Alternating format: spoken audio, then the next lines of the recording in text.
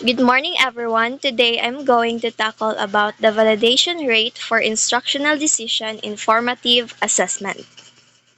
Here's our learning objective. At the end of the lesson, the student should be able to understand the concept of validation rate and instructional decision rate in formative assessment. Sorry for the typo. Apply statistical techniques to calculate and interpret these rates and use this information to make and evaluate instructional decision during formative assessment. Develop the ability to adjust their instructional strategies based on validation rate data to enhance the formative assessment process. So, validation. Validation is the process of collecting validity evidence to evaluate the appropriateness of the interpretation, uses, and decision based on assessment result. So, validation is a process, not an endpoint. So, it involves the collections of validity evidence. Validations and validity ultimately refers to a specific interpretation or use of assessment data. These numeric scores or this can be numeric scores or narrative comments. So to determine the validation rate, several factors needs to be considered. First is the alignment. Alignment is the assessment should be aligned with the learning goals and objectives. So it should measure what it intends to measure and provide meaningful information about students' progress towards the desired outcomes.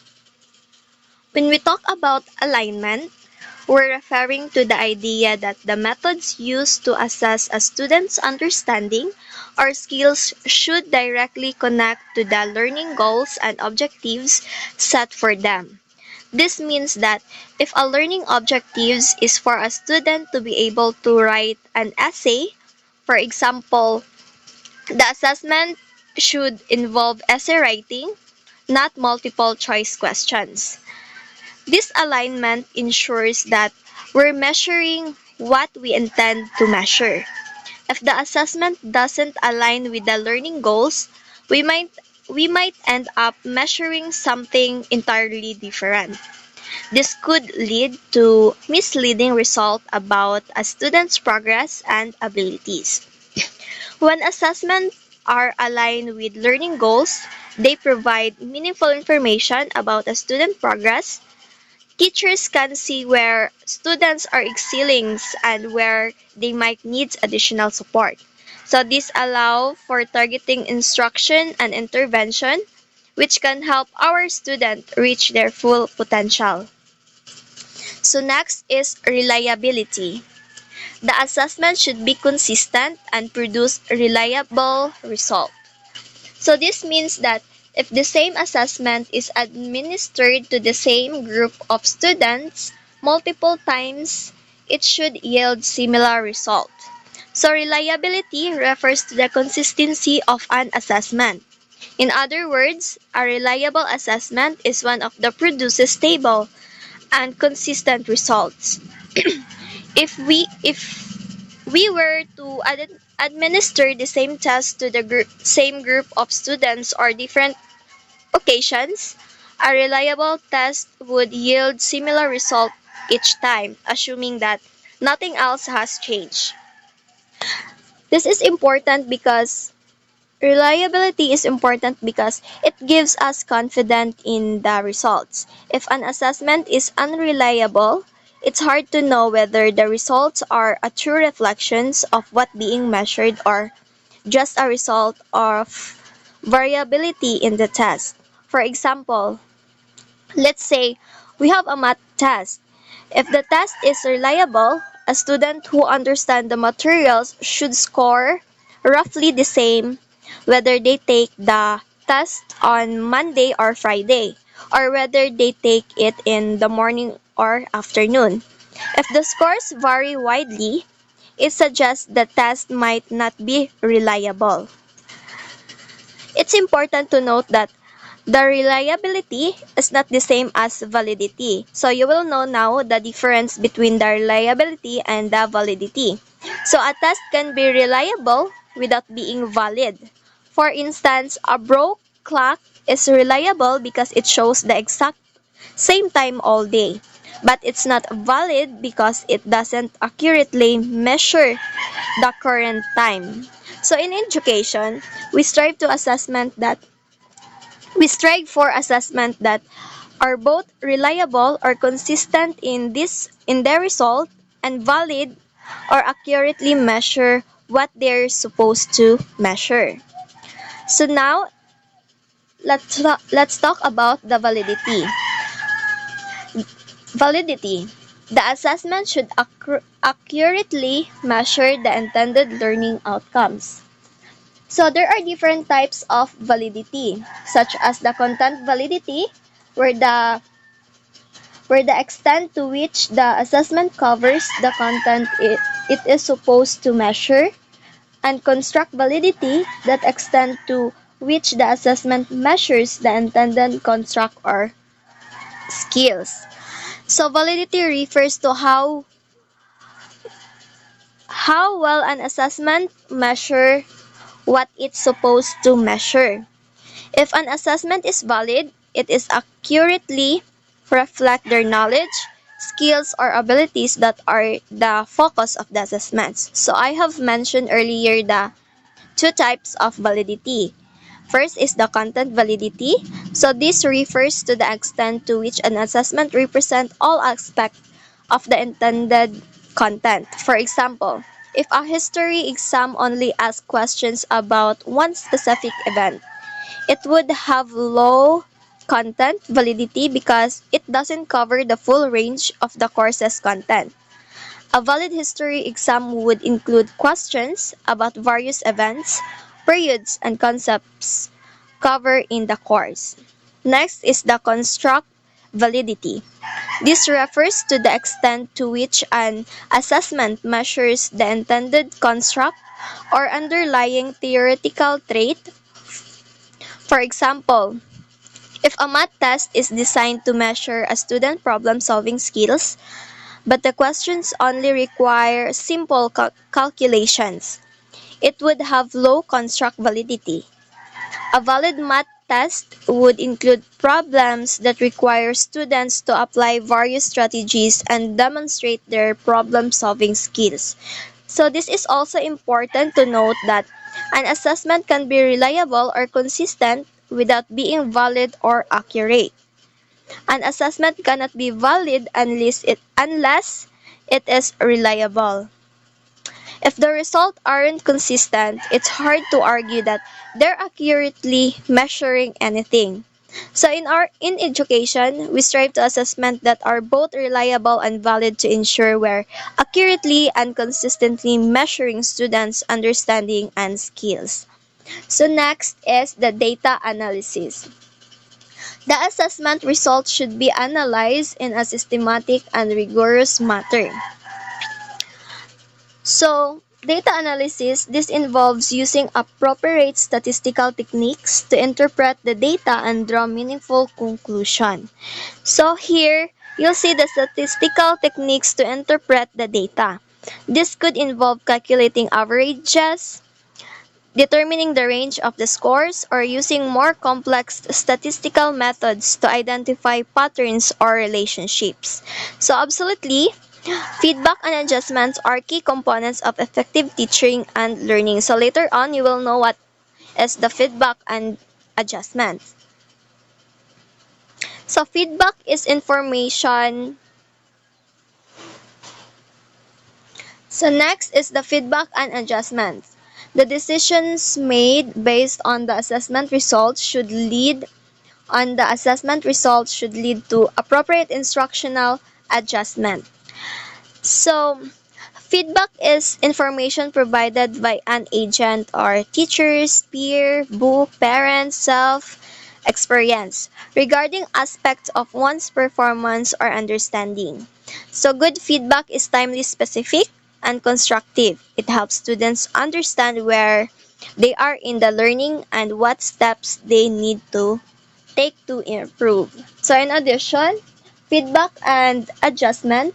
Teachers should provide timely and specific feedback to students and use the assessment data to inform their teaching practices. So for example, instead of saying good job on a student essay, a teacher might say your argument was well structured and you provide strong evidence to support your points. However, you could work on making your introduction more engaging to draw the reader in.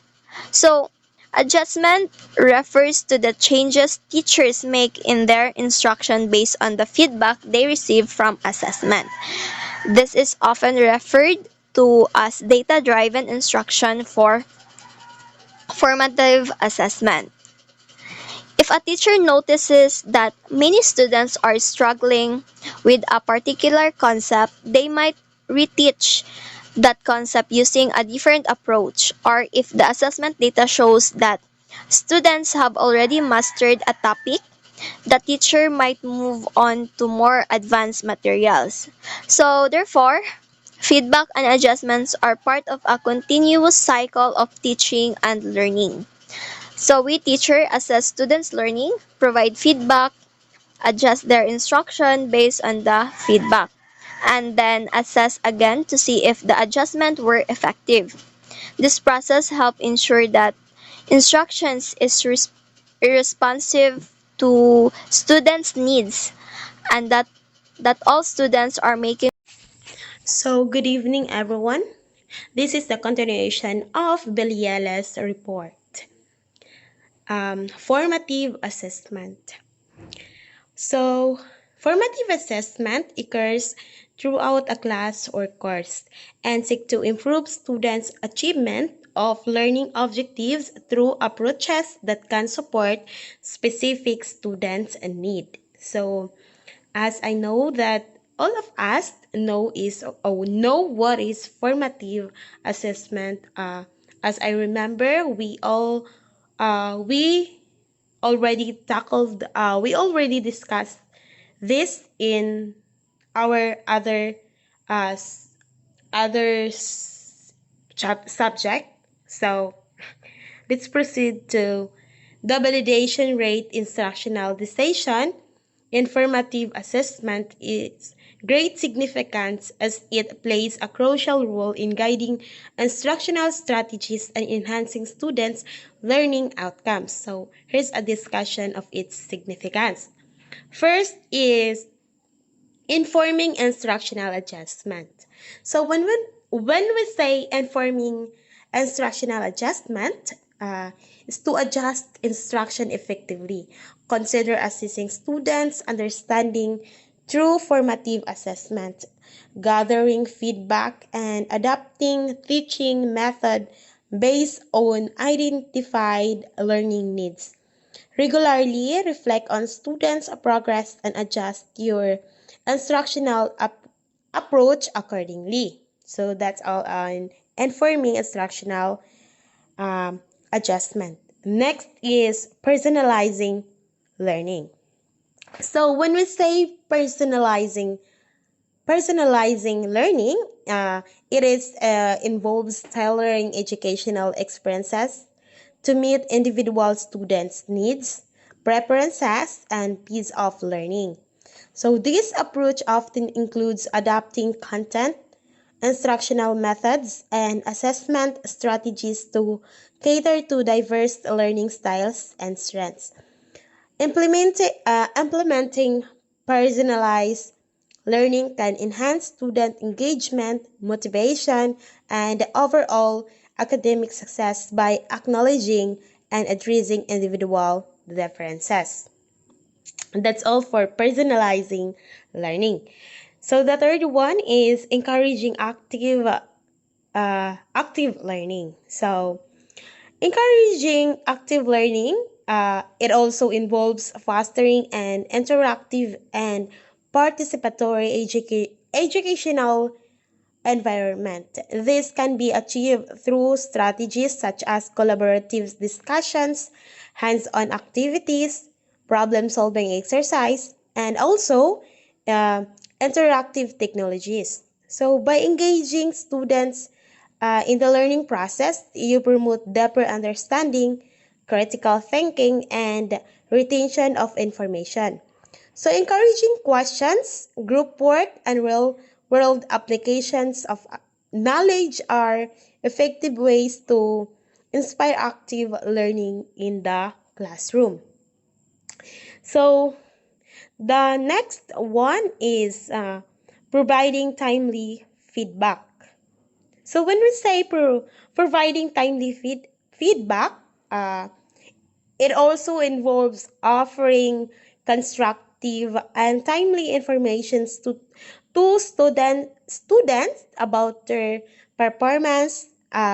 This can be achieved through regular assessment, quick turnaround, or ungraded assignments, and prompt communications on areas of improvement.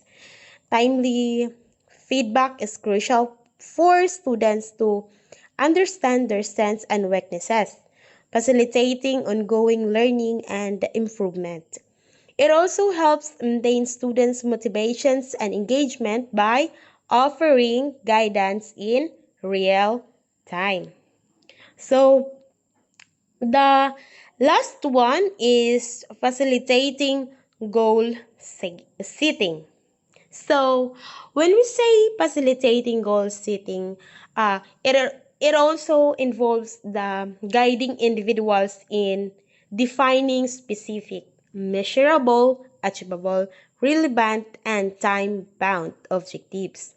So this process encourages clarity and motivations, helping individuals take concrete steps toward their aspirations. So, as a teacher or as a future teacher, you can support this by providing guidance, helping to break down larger goals into manageable tasks, and fostering a sense of accountability. So, goal setting is a powerful tool for personal and professional development, promoting focused efforts and measurable progress. So that's all in five, fi- uh, five significance. So therefore, the validation rate, instructional decision, informative assessment hold significant value in guiding instructional decisions and enhancing students' learning. It, em- in, it enables teachers to adjust instructions, personalize learning experiences, promote active learning, provide timely feedback, and facilitate goal setting. So, by leveraging the validation rate effectively, educators can support students' progress and achievements. So, that's all, and thank you. Good evening.